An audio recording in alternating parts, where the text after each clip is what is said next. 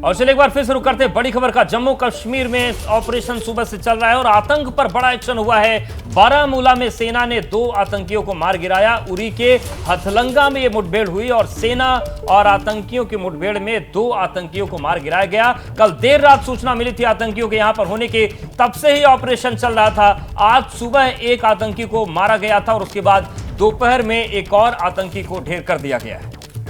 तो एक बड़ी खबर आपके सामने है। बारामूला में सेना ने 2 आतंकियों को ढेर किया है। लगातार सर्च ऑपरेशन और उसके बाद ये बड़ी कामयाबी सेना को मिली है। बड़ी खबर आपके सामने, हथलंगा इलाका जम्मू कश्मीर के बारामूला के उरी में देखिए आतंकवादियों और सेना के जवानों के बीच मुठभेड़, 2 आतंकी ढेर किए गए हैं। इसके साथ ही सेना पुलिस के जवानों ने इलाके में सर्च अभियान को और तेज किया।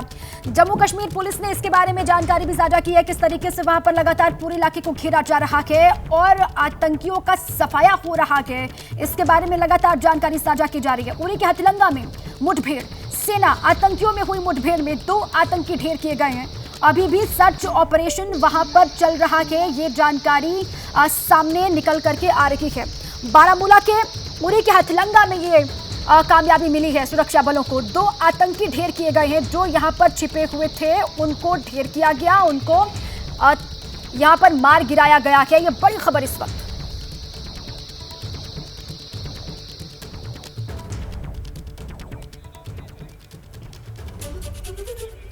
तो सेना और आतंकियों के बीच मुठभेड़ जारी है। वहीं अनंतनाग में आज भी सेना का ऑपरेशन जारी है। कोकरनाग में चौथे दिन सेना का ऑपरेशन चल रहा है। छिपे हुए आतंकियों पर सेना एक्शन ले रही है। 13 तारीख को यह पूरा एनकाउंटर हुआ था जिसमें 4 जो शहादत हुई थी वो हुई थी। 2 सेना के अफसर थे, एक सुरक्षाकर्मी और एक डीएसपी थे।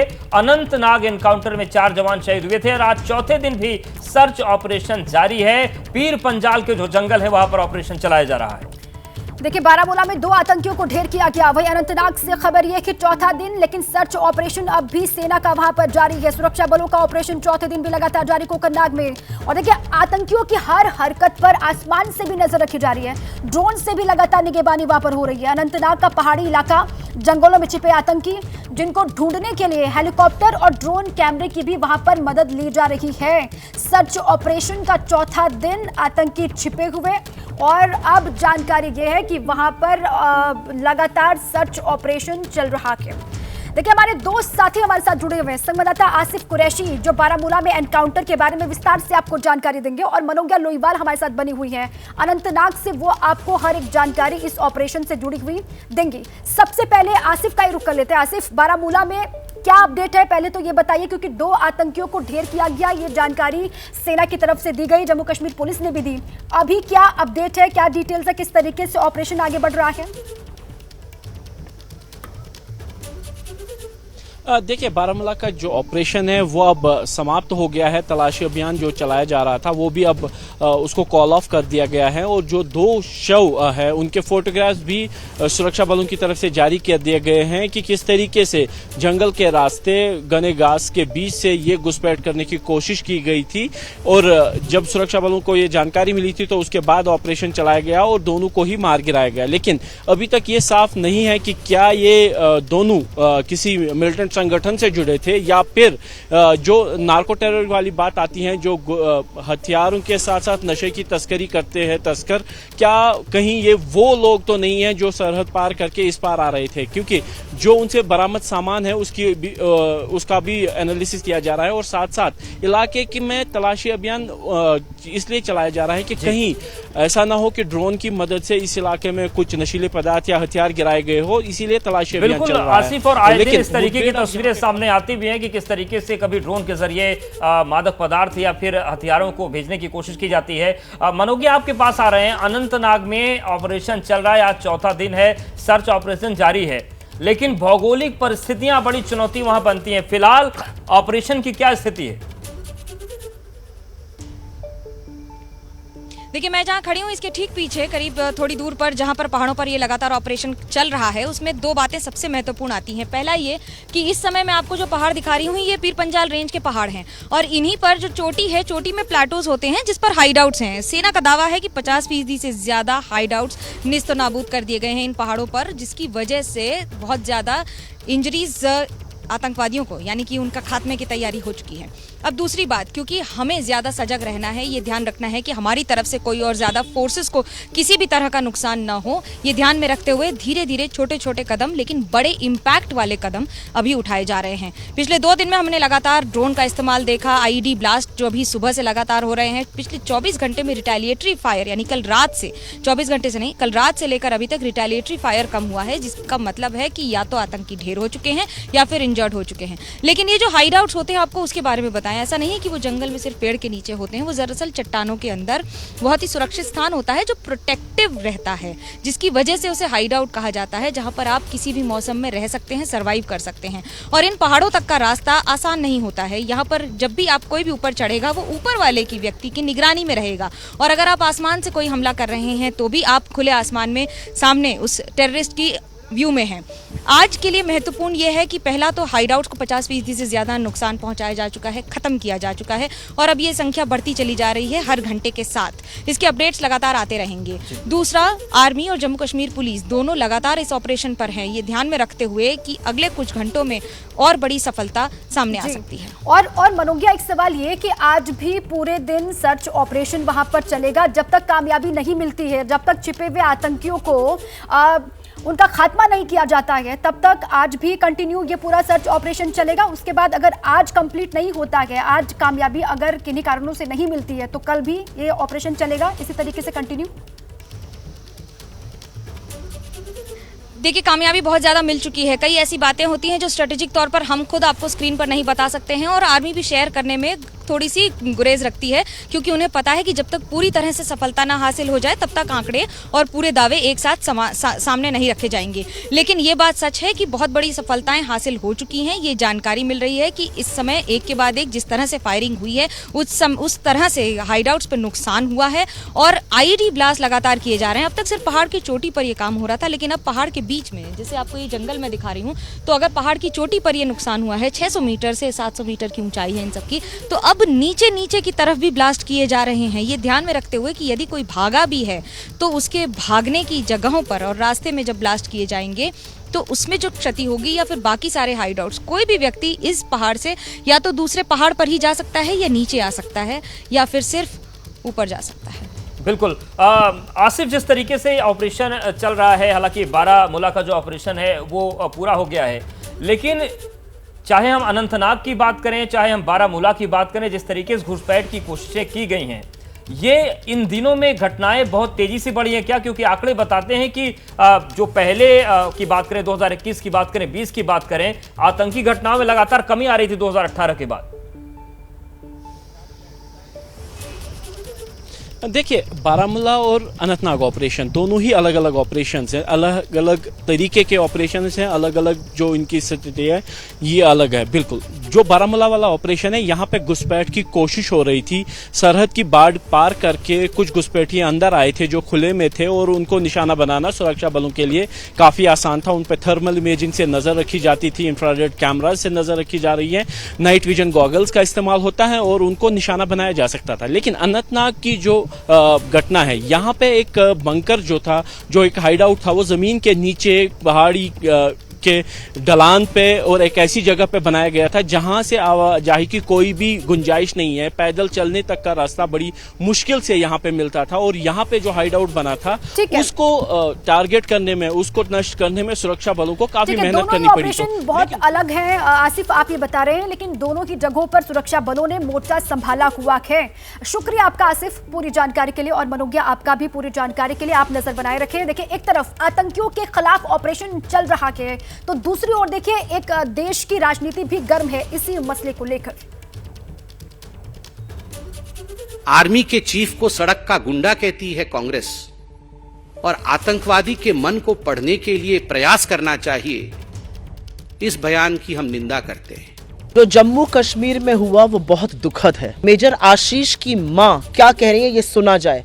वो कह रही है कि उन्होंने तो बच्चा पाल पोस कर देश को सौंप दिया, उसने देश के लिए कुर्बानी दे दी, लेकिन अगर बुलेट प्रूफ जैकेट सरकार ने दिला दिए होते तो आज उनका बेटा और बाकी लोग जिंदा होते। जम्मू कश्मीर में धारा 370-35 से कांग्रेस की देन, पंडित नेहरू की देन, जिसके कारण 40,000 लोगों की अब तक वहां पे मृत्यु हुई। उसके खिलाफ कड़ी कार्रवाई पिछले 9 सालों में हुई है। रिकॉर्ड आतंकवादियों को मारा भी गया है और इस आतंकवादी हमले की भी करारा जवाब दिया जाएगा। ये तो हमारी बदकिस्मती है जम्मू कश्मीर की कि हमारे जवान इस तरह शहादत पाते हैं जबकि उनके दिन हंसने खेलने के होते हैं और वो कब्रिस्तान की रौनक बन जाते हैं। बड़ी खबर आपको बता दें, यूपी से है। यूपी की राजधानी लखनऊ से, जहां आलमबाग स्थित रेलवे कॉलोनी में एक घर की छत गिर गई और हादसे में एक ही परिवार के 5 लोगों की मौत हो गई, जिनमें 3 बच्चे शामिल हैं। पुलिस और दमकल की टीम मौके पर पहुंच गई। राहत का काम वहां पर लगातार चल रहा है।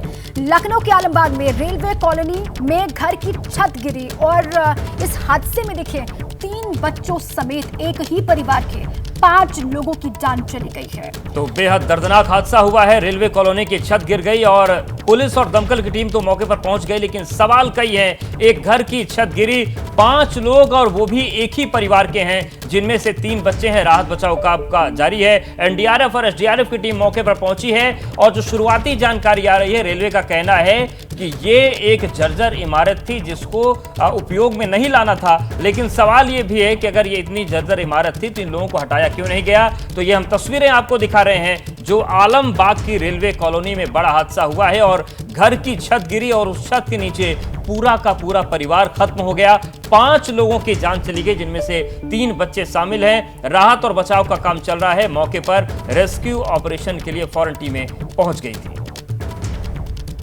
लखनऊ में आज सुबह एक छत गिरने से एक परिवार के 5 लोगों की मौत हुई है। ये लखनऊ के आलमनगर का फतेह अली रेलवे कॉलोनी है। लगभग 200 साल पुरानी ये कॉलोनी बताई जा रही है और ऐसे में यहाँ की जर्जर स्थिति ये छत गवाही दे रही है। और ये जो गिरी हुई छत है, इसी के नीचे दबकर 5 लोगों की एक ही परिवार में मौत हुई है, जिसमें मासूम बच्चे भी हैं और पूरे इलाके में दहशत मचा हुआ है। जिलाधिकारी गंगवार मौके पर मौजूद हैं, पूरा प्रशासनिक अमला मौजूद है। मुख्यमंत्री ने खुद इस पूरे मामले पर संज्ञान लिया है, संवेदना व्यक्त की है। एसडीआरएफ की टीम है, यूपी पुलिस के जवान मौजूद हैं और ये कोशिश की जा रही है, देखा जा रहा है कि कहीं कोई और भी इस मलबे में दबा तो नहीं है। कैमरामैन प्रेम सिंह के साथ वीरेश पांडे, लखनऊ। और आगे बढ़ते हैं। ग्रेटर नोएडा लिफ्ट हादसे पर भी बड़ी खबर जान लीजिए आप। हादसे को लेकर पुलिस ने एफआईआर दर्ज की है। ग्रेटर नोएडा के बिस्टक थाने में एफआईआर दर्ज की गई है। कंस्ट्रक्शन कंपनी के जीएम और एनबीसीसी अफसरों पर एफआईआर हुई है।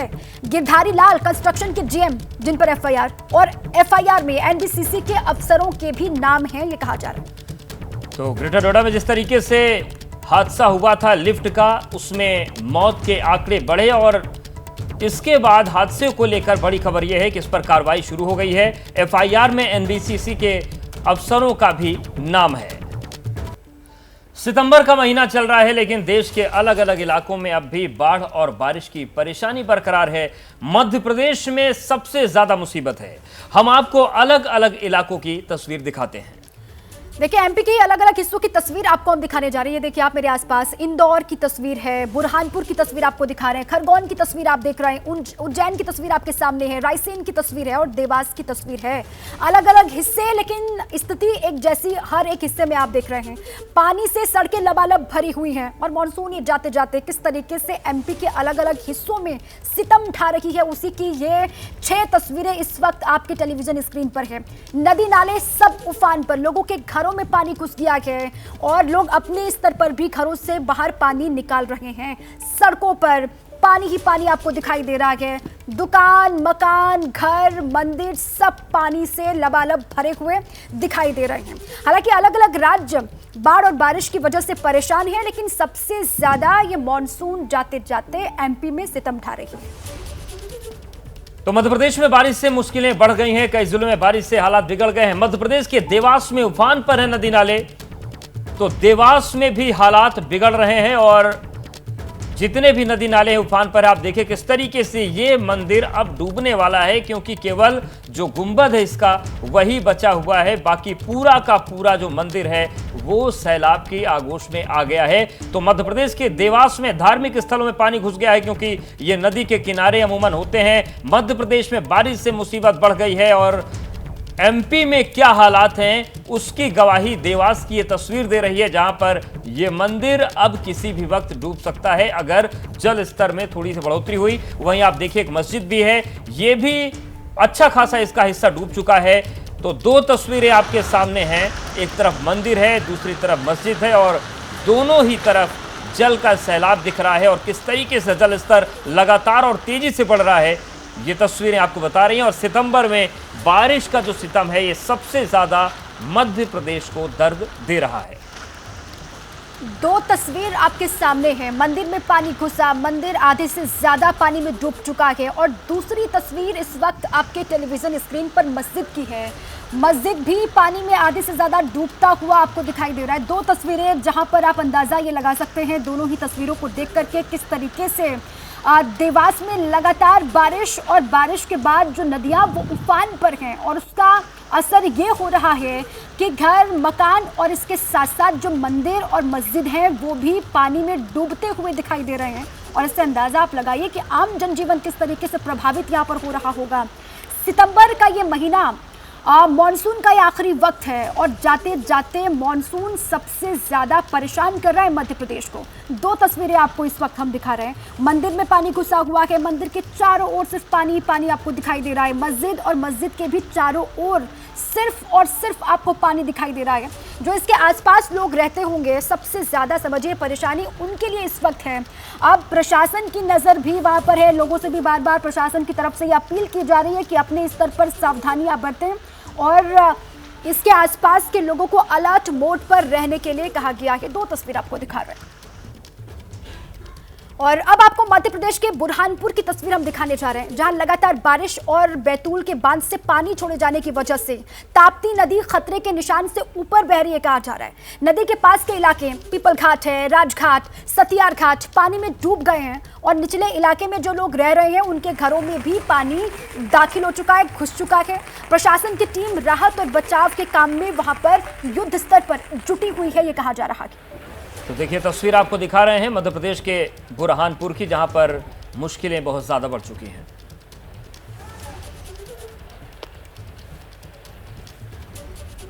तो चाहे हम देवास की बात करें, बुरहानपुर की बात करें, रतलाम की बात करें, उज्जैन की बात करें, लगभग हर क्षेत्र में जो बारिश का सितम है वो इस वक्त जिंदगी को बेबस बना रहा है। 5 राज्यों में बारिश की मुसीबत है, लेकिन सबसे ज्यादा इस वक्त जहां पर बारिश का बवंडर दिख रहा है, बारिश से उपजी परेशानी दिख रही है, वो मध्य प्रदेश में है। और अब बात करते हैं महाकाल की नगरी उज्जैन की, जहां पर शिप्रा नदी उफान पर है। नदी के आसपास के मंदिर डूब चुके हैं। 10 घंटे से ज्यादा से उज्जैन में बारिश हो रही है, स्कूलों में छुट्टियां दे दी गई हैं, लेकिन यहां पर जल स्तर लगातार बढ़ रहा है और जो शिप्रा का रौद्र रूप है वो धीरे धीरे ज्यादा दिख रहा है। वहां पर वैसे भी जब बाढ़ का पानी आता है तो मंदिर डूबने लगते हैं, तो कुछ ऐसी ही तस्वीर यहां देखने को मिल रही है। आप देखिए किस तरीके से ये जो लाल मंदिर आपको धारा के बीच में दिख रहा है ये डूब चुका है, केवल ऊपर जो गुंबद है वो ही नजर आ रहे हैं। तो ये पूरी तस्वीरें हम आपको दिखा रहे हैं, ये उज्जैन की है, शिप्रा के तट की ये तस्वीर हम आपको दिखा रहे हैं। एक लाइन से यहां पर आश्रम बने हुए हैं शिप्रा के तट पे, लेकिन किस तरीके से बारिश ने मुसीबत बढ़ाई है वो तस्वीर आपके सामने है। महाकाल की नगरी उज्जैन की तस्वीर आप इस वक्त देख रहे हैं, किस तरीके से पानी ही पानी, देखिए नजर डालिए दूर तक सिर्फ पानी आपको सड़कों पर दिखाई दे रहा है। ये तस्वीर आपको दिखा रहे हैं सितंबर में सितम और ये उज्जैन की तस्वीर इस वक्त। उज्जैन और इंदौर में हो रही बारिश की वजह से शिप्रा नदी उफान पर, आप देखिए यह जो शिप्रा नदी के हम बड़े पुल पर खड़े हैं और शिप्रा नदी में पूरी तरीके से जलमग्न हो चुकी है और आसपास के जो घाट है वो भी जलमग्न हो गए हैं। शिप्रा नदी के जो आसपास मंदिर हैं वे भी पूरी तरीके से जलमग्न हो गए हैं। शिप्रा नदी में स्नान करने के लिए यहाँ पर बड़ी संख्या में श्रद्धालु आते हैं और यहाँ पर जो घाट है वहाँ पर पूजा अर्चना होती है, लेकिन फिलहाल सभी घाटों पर रोक लगा दी गई है। उज्जैन में लगभग 10 घंटे से लगातार मूसलाधार बारिश हो रही है, जिसके कारण उज्जैन कलेक्टर कुमार पुरुषोत्तम ने स्कूलों की भी छुट्टी घोषित कर दी है और लगातार शिप्रा नदी के जो जल स्तर है उस पर निगाह रखी जा रही है। जो आपदा प्रबंधन की टीम है वो आपदा प्रबंधन की टीम लगातार निगाह रख रही है और जो घाट के आसपास रहने वाले लोग हैं उनको अलर्ट पर रखा गया है। कहा गया है कि यदि शिप्रा नदी का जल स्तर और अधिक बढ़ता है तो उन्हें स्थान भी छोड़ना पड़ सकता है। उज्जैन की जो निचली बस्तियां हैं वो भी पूरी तरीके से जलमग्न हो गई है। Vikram Singh Jat, ABP news, Ujjain. तो देखिए हमारे सहयोगी विक्रम की रिपोर्ट आपने देखी और उनके पीछे आपने किस तरीके से देखा होगा, सड़कें पानी से लबालब भरी हुई हैं, मंदिर के आसपास के इलाके भी पानी में डूब चुके हैं। नदी उफान पर वहां पर इस वक्त है। 10 घंटे से ज्यादा से उज्जैन में कहा यह जा रहा है कि बरसात का दौर लगातार जारी है। स्कूलों में बारिश के चलते ही छुट्टी कर दी गई है और लोगों से कहा गया है कि अगर बहुत जरूरी ना हो तो आप भी घरों से बाहर ना निकले, अगर बहुत जरूरी काम ना हो तो घरों में ही रहें। उज्जैन की शिप्रा नदी भी उफान पर, और ये तस्वीर देखिए आप, सामने बहुत दूर आपको मंदिर दिखाई देगा, मंदिर के आसपास सिर्फ पानी ही पानी है। 10 घंटे से भी ज्यादा का वक्त बीत चुका है लेकिन बारिश का दौर नहीं थम रहा, नहीं रुक रहा। और उसके बाद नतीजा ये है, असर ये है कि सिर्फ जहां तक आपकी नजर वहां तक सिर्फ पानी और जनजीवन यहां पर प्रभावित हुआ है लगातार होती बारिश की वजह से। तो देखिए शिप्रा के तट पर बसे उज्जैन में किस तरीके की स्थिति है, और अमूमन हर साल यहाँ पर इस तरीके का दृश्य बनता है क्योंकि शहर के बीचों बीच से, मंदिरों के बीचों बीच से शिप्रा बह रही है। तो ये तस्वीरें हम आपको दिखा रहे हैं। देखिए मध्य प्रदेश की अगर हम बात करें, इंदौर की तस्वीर आप देखिए किस तरीके से रिहायशी इलाकों में पानी जा चुका है। उज्जैन की बात करें तो यहाँ पर भी जो शिप्रा के तट पर मंदिर है वो डूबने लगे हैं। बुरहानपुर मध्य प्रदेश की बात करें तो यहाँ पर भी जो रिहायशी इलाकों में पानी घुसने लगा है। रायसेन, खरगोन और देवास की भी कुछ ऐसी ही तस्वीरें हैं। तो मध्य प्रदेश में किस तरीके से बारिश ने मुसीबत बढ़ाई है उसकी हम आपको तस्वीरें दिखा रहे हैं। चाहे रिहायशी इलाके हों या फिर मंदिर के क्षेत्र, हर जगह पानी ही पानी नजर आ रहा है। और देखिए सिर्फ देवास ही नहीं बल्कि एमपी के रतलाम में भी बारिश ने लोगों की मुश्किलें बढ़ा दी हैं। रतलाम के सैलाना में केदारेश्वर बड़े मंदिर में पानी घुस गया और मंदिर के चारों ओर आप ये देखिए सिर्फ पानी भरा हुआ आपको दिखाई दे रहा है। केदारेश्वर ये मंदिर है जहां पर पानी किस तरीके से पूरा भरा हुआ है उसकी तस्वीर देखिए आप। देवास ही नहीं, इंदौर ही नहीं बल्कि ये रतलाम की तस्वीर आप देखिए और यहाँ पर भी लोगों की मुश्किलें, इससे अंदाजा आप लगा सकते हैं। रतलाम के सैलाना में केदारेश्वर ये मंदिर है जिसके चारों ओर सिर्फ और सिर्फ आपको ये देखिए किस तरीके से पानी नजर आ रहा है। तो ये आपने तस्वीरें देखी किस तरीके से मध्य प्रदेश में बारिश ने मुसीबतें खड़ी कर दी हैं। दिल्ली में भी आज मौसम का मिजाज बदला है। दिल्ली के कई इलाकों में बारिश हो रही है। संवाददाता अहमद बिलाल की एक रिपोर्ट इसी पर आपको दिखाते हैं।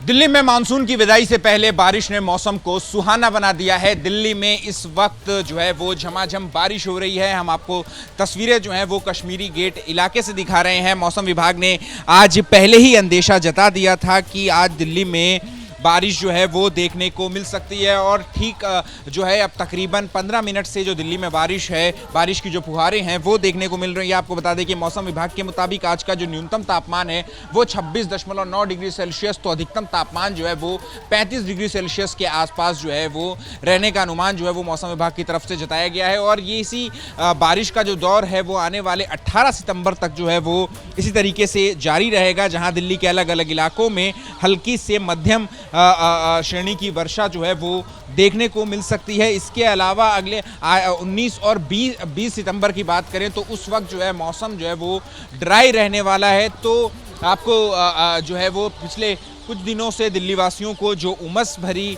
गर्मी जो है वो झेलने को मिल रही थी, उससे ये बारिश जो है वो ज़रूर एक जो है वो राहत ज़रूर देगी। तो फिर दिल्ली एनसीआर में जो है वो इस वक्त बारिश जो है वो हो रही है। कल भी सुबह में यानी शुक्रवार की सुबह दिल्ली के कुछ इलाकों में जो है वो बारिश देखने को मिली थी, लेकिन दोपहर होते होते फिर जो है वो तेज़ धूप निकल आई, जिसकी वजह से उमस भरी गर्मी का सामना करना पड़ा था दिल्ली वासियों को। लेकिन एक बार फिर से जो दिल्ली में जो बारिश है, बारिश का जो दौर आया है, उसकी वजह से दिल्ली वासियों को थोड़ी राहत जो है वो ज़रूर मिलेगी। कैमरा पर्सन हेमंत सूद के साथ अहमद बिलाल, एबीपी न्यूज़, दिल्ली।